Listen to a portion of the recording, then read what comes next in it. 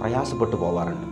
ആ ആളുകളെ ചേർത്തു പിടിക്കുക എന്നുള്ള പദ്ധതിയാണ് എമർജൻസി കെയർ എന്ന് പറയുന്ന ഷെൽട്ടർ ഇന്ത്യ നടപ്പിൽ വരുത്തുന്ന പദ്ധതി. ചിലപ്പോൾ ഹോസ്പിറ്റലിൽ പെട്ടെന്ന് ആളുകൾ എത്തിക്കുന്നു, വളരെ അടിയന്തിരമായി ഒരു ഓപ്പറേഷൻ വേണമെന്ന് പറയുന്നു, ഇത്ര പണം വേണമെന്ന് പറയുമ്പോൾ എവിടെ നിന്ന് ആ പണം കണ്ടെത്തുമെന്ന് അറിയാതെ പ്രയാസപ്പെടുന്ന ഒരു വേളയിൽ ഷെൽട്ടർ ഇന്ത്യക്ക് വളരെ പെട്ടെന്ന് അത്തരം ഇടങ്ങളിലൊക്കെ ഇടപെടാൻ കഴിയാറുണ്ട്.